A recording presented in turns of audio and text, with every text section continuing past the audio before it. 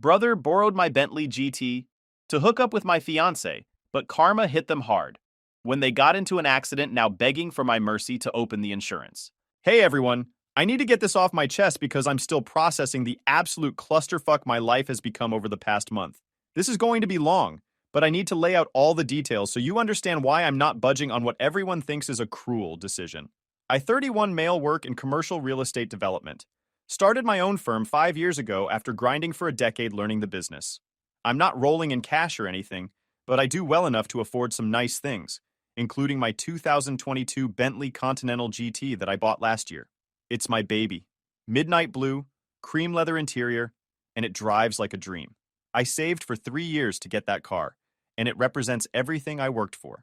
My younger brother Jake, 28 male, has always been the family favorite, despite being a complete screw-up. Classic golden child syndrome, you know? While I was studying and working my ass off through college, Jake was partying and barely scraping by. When I was starting my business and living on ramen, Jake was getting bailouts from our parents every few months. The pattern never changed. Jake would get fired from jobs for showing up late or not showing up at all. He'd blow through money on stupid shit like crypto schemes or trying to become a YouTube influencer. Every time he crashed and burned, Mom and Dad would swoop in to save him. Meanwhile, when I asked to borrow $5,000 to help start my business, I got a lecture about responsibility and had to provide a detailed business plan. But I loved my brother anyway. Blood is blood, right? And I thought he was finally getting his shit together when he started dating this girl, Sarah, about 2 years ago. She seemed like a good influence, had her own marketing job, nice apartment, actually made him act like an adult for once. That's how I met my now ex-fiancée, Victoria, 26 female. She was Sarah's college roommate who moved to our city about 18 months ago. The four of us started hanging out as couples. Double dates, weekend trips, that whole thing. Victoria worked as a graphic designer for a tech startup, and she was everything I thought I wanted. Smart, beautiful, ambitious, funny. She had this way of making everyone in the room feel special. We clicked immediately. She understood my drive to build something meaningful, supported my long work hours, and never made me feel guilty about my success. When other women I dated seemed intimidated by my business or felt like I was too focused on work, Victoria encouraged me to dream bigger. She'd stay up late helping me prepare presentations, brought dinner to my office during crunch times, and genuinely seemed excited about our future together. After a year of dating, I proposed, rented out her favorite restaurant, had them play our song, the whole romantic gesture thing. She cried, said yes, and I felt like the luckiest man alive. We set a date for this coming September and started planning what we thought would be our perfect wedding. The four of us, me, Victoria, Jake, and Sarah, became really tight. We'd do everything together.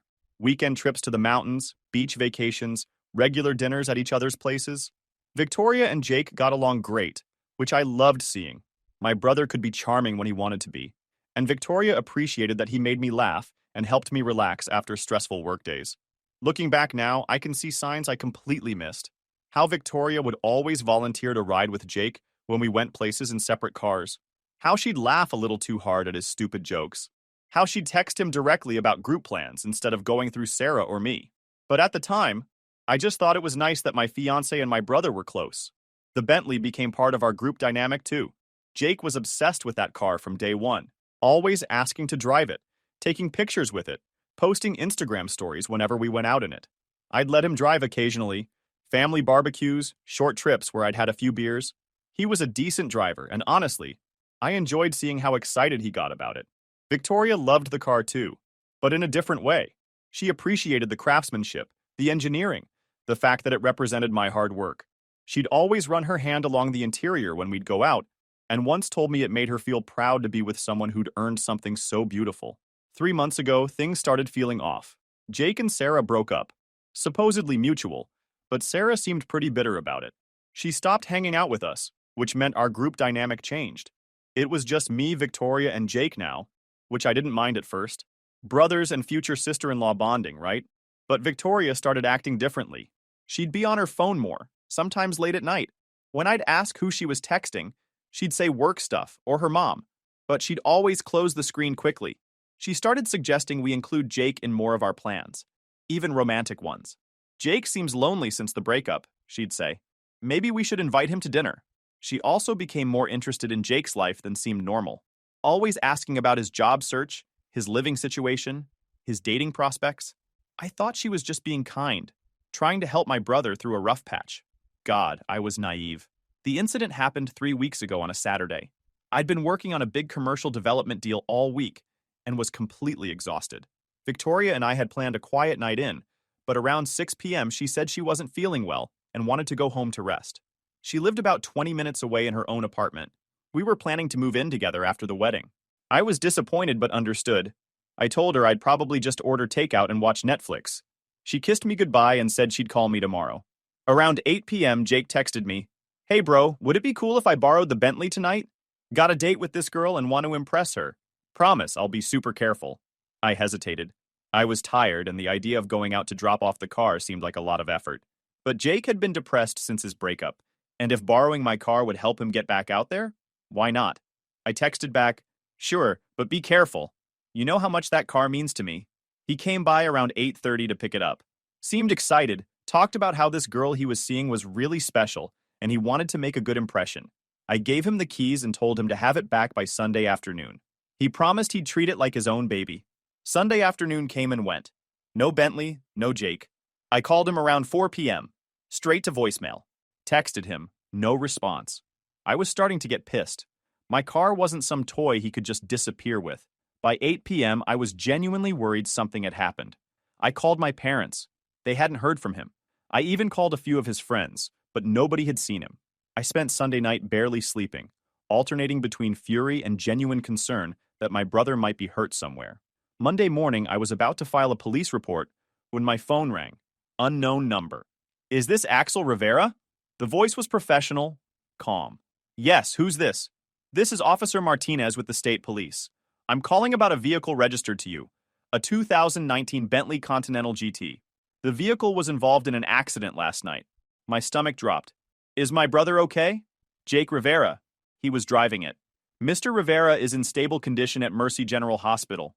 There was a passenger in the vehicle as well, also stable.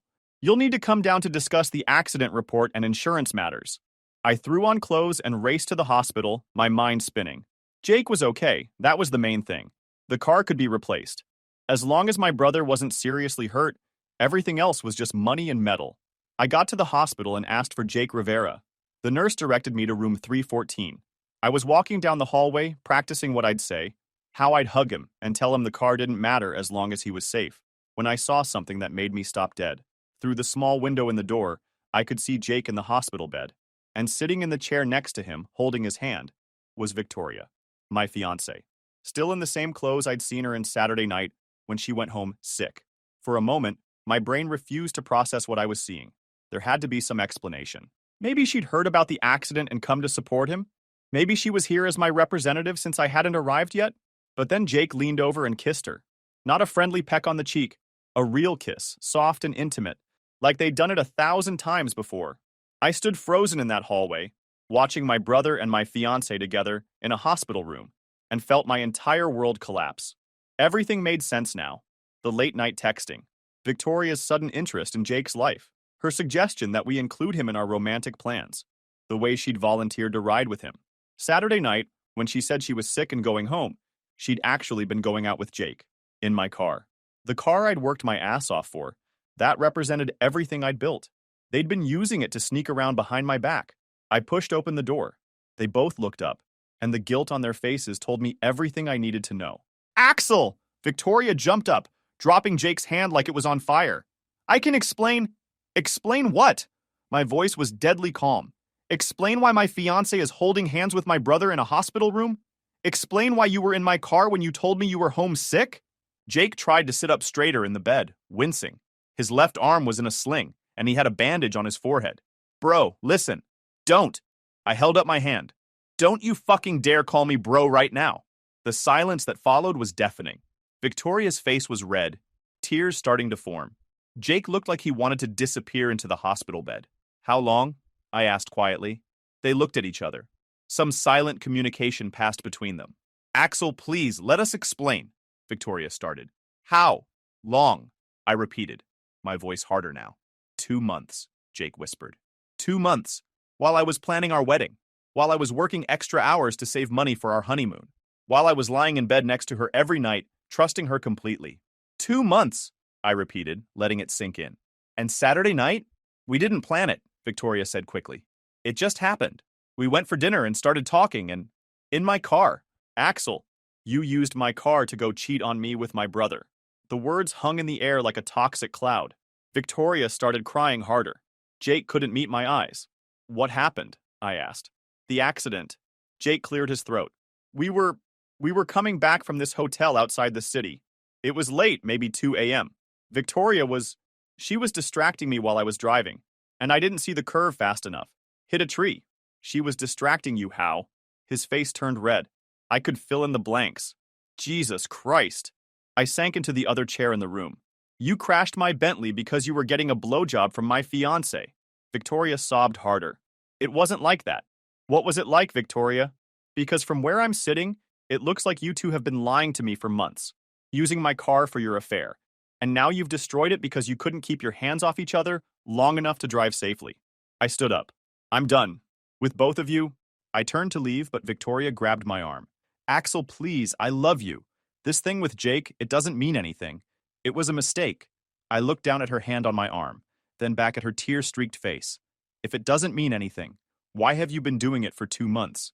Why were you holding his hand when I walked in here? Why did you lie to me Saturday night? She didn't have an answer. I pulled my arm free. The engagement is off. Don't contact me. I walked out of that room and didn't look back.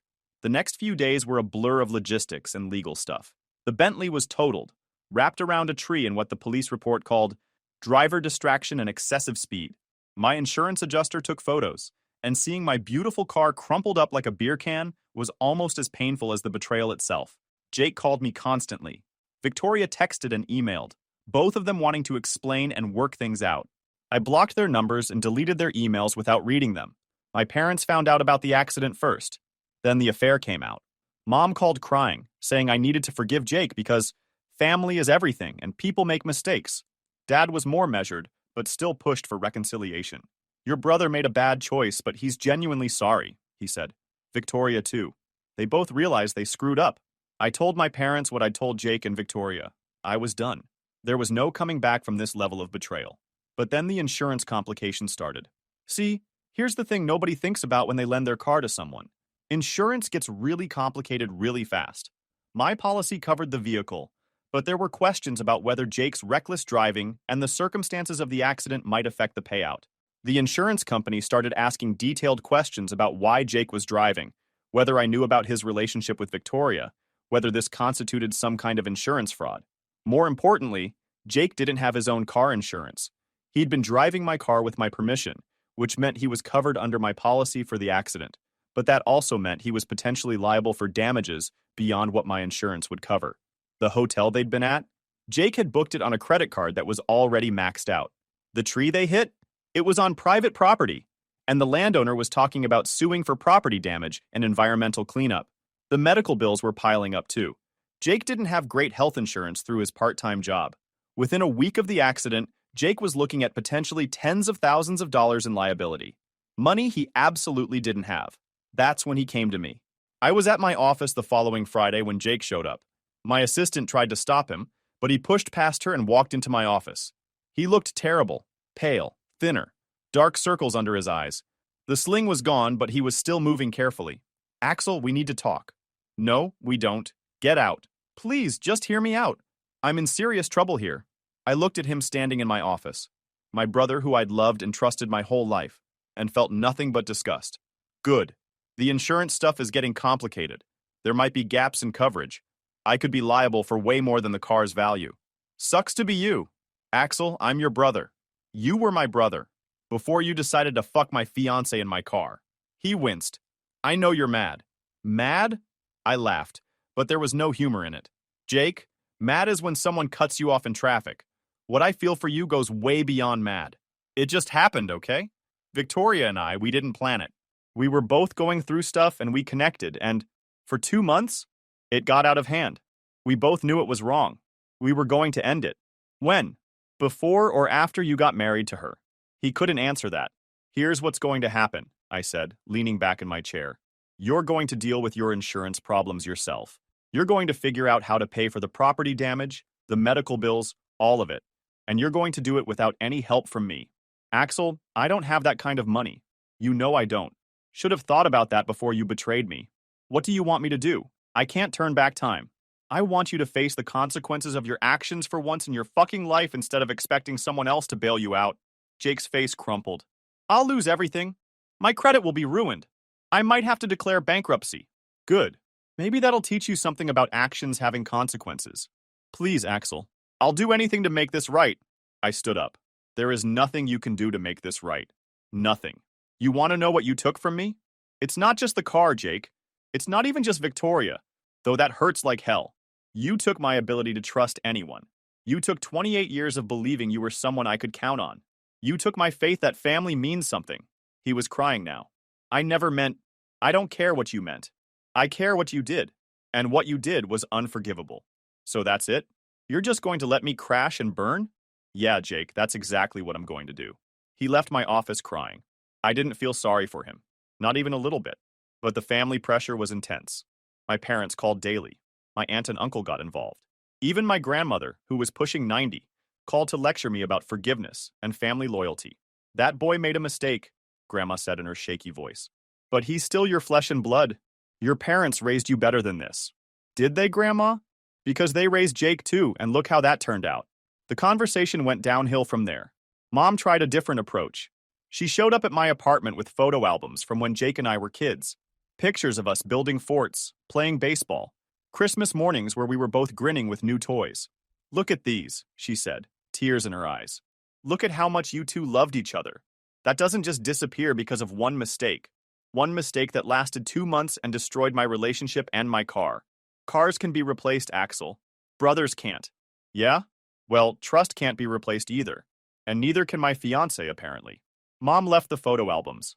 I threw them in a closet without looking through them. Meanwhile, Victoria was having her own crisis. She'd quit her job. Couldn't handle the stress, according to the one mutual friend who was still talking to both of us. She'd moved back in with her parents. The wedding venue, the caterer, the photographer. I'd had to cancel everything and lose thousands in deposits. She wrote me a letter, an actual handwritten letter that she had delivered to my office. Axel, it began, I know you probably don't want to hear from me, but I need you to know how sorry I am. What happened with Jake wasn't about not loving you. It was about being confused and making terrible decisions. I threw away the best thing in my life for something that meant nothing. She went on for 3 pages about how Jake had pursued her, how she'd been feeling neglected because of my work schedule, how the affair was just a way of getting attention, how she'd realized Jake was just using her to get back at me for being more successful. I would do anything to take it back, she wrote. Jake means nothing to me. You are the love of my life, and I'll spend forever trying to earn your forgiveness if you'll let me. I burned the letter without finishing it. 2 weeks after Jake's visit to my office, things got worse for him. The property owner where they'd crashed decided to sue for $50,000 in damages. Apparently, the tree they hit was some rare species that would cost a fortune to replace. Plus, there was environmental contamination from the car's fluids. Jake's medical bills were piling up too, and his part-time job's insurance was fighting coverage on some of the treatments. The insurance company was also investigating the accident more thoroughly. Turns out having sex while driving is considered reckless endangerment, and they were talking about reducing their payout or denying coverage altogether. If that happened, Jake would be liable for everything. The property damage, the medical bills, even the cost of my totaled Bentley. Dad called me at work. Axel, your brother is in real trouble. He's talking about bankruptcy, maybe even having to move back in with us. His credit is destroyed. He can't get a loan to cover any of this. Good. Like Axel? He's your brother. He was my brother. Brothers don't stab each other in the back. Everyone makes mistakes. Dad, stop. Just stop with that bullshit. This wasn't a mistake. Forgetting to put gas in someone's car is a mistake. Backing into a mailbox is a mistake. Carrying on a secret affair with your brother's fiancée for 2 months and using his car to do it isn't a mistake. It's a choice. A series of choices, all of them designed to hurt me. There was silence on the other end. He's going to lose everything, Dad said finally. He already lost everything that mattered. Now he's just losing the stuff. But the pressure kept mounting. Sarah, Jake's ex-girlfriend, called me out of the blue. Axel, I heard about what happened. I'm so sorry. Thanks, Sarah. How are you holding up? I'm okay, but I need to tell you something. About Jake and Victoria. I didn't really want to hear it, but something in her tone made me listen. The reason Jake and I broke up, she said, was because I caught him texting Victoria, This was 4 months ago, before whatever happened between them got physical. He was already interested in her then. I confronted him about it, and he said I was being paranoid. But I knew. Why didn't you tell me? I thought about it, but I didn't have proof, and I thought maybe I was just being a jealous ex-girlfriend. I figured if something was really happening, you'd figure it out yourself. 4 months! They'd been planning this, or at least thinking about it, for 4 months, while Victoria was helping me plan our wedding, while Jake was borrowing my car and acting like my best friend. There's something else, Sarah said. The night of the accident, Jake had texted me earlier that day. He was drunk, I think, and he said something about how he was going to take everything Axel has, and how you'd always been Dad's favorite, even though you pretended otherwise. What? He deleted the text later, but I screenshot it. He was talking about how you got all the breaks, how Mom and Dad pretend to treat you equally, but really you were always the golden child because you were successful. He said he was tired of living in your shadow. This was news to me. I'd always thought Jake was the favorite. Axel, I don't think this affair was just about Victoria. I think Jake was trying to hurt you specifically, like it was revenge for something. After I hung up with Sarah, I sat in my office for a long time, thinking about what she'd said. Had I been wrong about the family dynamics? Did Jake really see me as the favored child? I called my mom. Mom, can I ask you something? Of course, honey. Are you ready to talk about your brother? Actually, yeah, but not the way you think. Did Dad and you treat Jake and me differently growing up? There was a pause. What do you mean? I always thought Jake was your favorite. The way you'd bail him out, make excuses for him. I thought I was the one you expected more from. Oh, Axel. Mom's voice got soft. Honey, Jake was never our favorite. We were harder on you because we knew you could handle it. Jake always needed more help, more support. We knew you were strong enough to succeed on your own. But you gave him money, helped him out of trouble, because he couldn't manage on his own. You never needed that kind of help. From the time you were in high school, you were independent, responsible, driven. We were proud of that, but maybe we didn't tell you enough. I felt something shift in my chest. Jake thinks I was the favorite. Jake has always been jealous of you, Axel. Your father and I have tried to build him up, help him find his own path, but he's always compared himself to you. Maybe we enabled that by treating you differently, but it was because you were different. You were the strong one. After that conversation, I understood Jake's betrayal differently. It wasn't just about wanting Victoria. It was about wanting what I had, wanting to tear me down because he couldn't build himself up. That made it worse somehow. Jake showed up at my apartment that weekend. I almost didn't let him in, but I was curious what new angle he'd try. He looked even worse than before. Thinner, more desperate. Axel, please, I'm begging you. For what? Help me with the insurance stuff. If you could just call them, tell them you're not going to pursue maximum coverage, maybe they'll settle for less. Or if you could help me with a loan, no. I'll pay you back. I swear I will. I'll get a better job. With what skills, Jake? What exactly are you going to do that you haven't been able to do for the past 10 years? I don't know. Something. Anything. Axel, they're talking about garnishing my wages for the next 20 years. I'll never recover from this. Good. Maybe you'll finally understand what consequences feel like. This isn't just about consequences anymore. You're being cruel. I'm being cruel. I laughed. Jake, you fucked my fiancé in my car. You planned it for months. You used my trust, my generosity, my love for you as weapons against me. And now you want me to help you avoid the consequences because facing them is hard? I made a mistake. Stop calling it a mistake, I was shouting now. A mistake is something you do once without thinking. You made a choice every single day for months to keep betraying me. You chose to text Victoria behind my back. You chose to meet up with her secretly. You chose to lie to my face every time I saw you. You chose to use my car for your fucking affair. Those weren't mistakes, Jake. They were deliberate acts of betrayal. He was crying again. I know I hurt you. I know I fucked up, but I'm still your brother. No, you're not. My brother wouldn't have done this to me. My brother would have come to me if he had feelings for Victoria. My brother would have respected my relationship and found someone else. My brother would have cared more about our family than about getting laid. Please, Axel, I'll do anything. There's nothing you can do. And even if there was, I wouldn't let you. You want to know why? Because helping you would send the message that this kind of betrayal is survivable. That family loyalty only goes one way. That I'm such a pushover that I'll bail out someone who tried to destroy my life. It wasn't about destroying your life. Bullshit. Sarah told me about your text. About how you wanted to take everything I had. About how you were tired of living in my shadow. This was about you trying to tear me down. Because you were too weak to build yourself up. Jake's face went white. She told you about that? Yeah, she did. So don't stand there and tell me this was just about attraction, or a mistake, or whatever other bullshit excuse you've come up with. You wanted to hurt me, and you did. Congratulations. But now you get to live with the results. Jake left after that, and I haven't seen him since. The insurance company ended up denying most of the claim, citing reckless driving and misuse of the vehicle. Jake was on the hook for almost everything: the property damage, most of the medical bills, and he had to declare bankruptcy within a month. Victoria tried reaching out a few more times, but I ignored all of it. I heard through mutual friends that she'd moved back to her hometown and was living with her parents. The guilt was eating her alive, apparently. She'd gained weight, was seeing a therapist, couldn't hold down a job. I didn't feel sorry for her either. My parents tried one last intervention. They invited me to Sunday dinner and ambushed me with Jake being there. He looked terrible, 20 pounds lighter, hollow-eyed, wearing clothes that looked like they came from a thrift store. Axel, Mom said, we think it's time for this family to heal. Jake's learned his lesson, Dad added. He's lost everything. Isn't that punishment enough? I looked at Jake, who couldn't meet my eyes. Have you learned your lesson, Jake? Yes, he whispered. What did you learn? That what I did was wrong. That I hurt you. That's not what I asked. What did you learn? He looked confused. Did you learn that actions have consequences? Did you learn that other people's trust is precious and shouldn't be violated? Did you learn that family loyalty means something? Did you learn that you can't just apologize your way out of betraying someone? He didn't answer. No, I said, standing up. You learned that getting caught sucks. You learned that facing consequences is hard. You learned that your safety net isn't as secure as you thought. But you didn't learn anything about treating people with respect, or being trustworthy, or taking responsibility for your choices.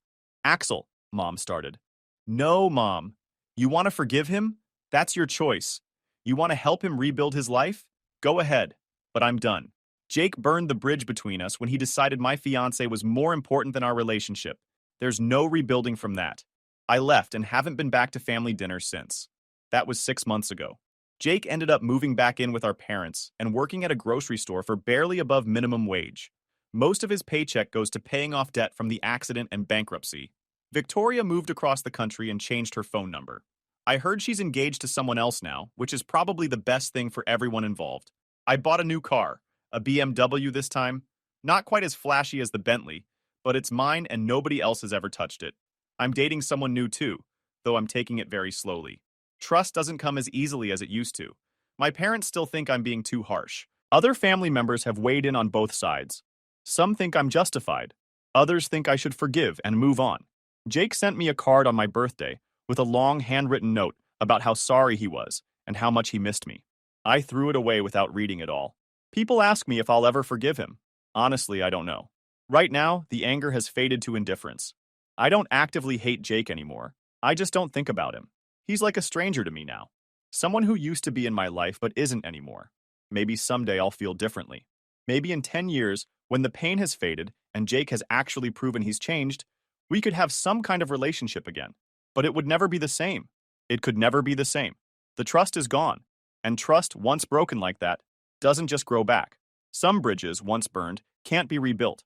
And I'm okay with that. Update. It's been a year since I originally posted this, and people keep asking what's happened since.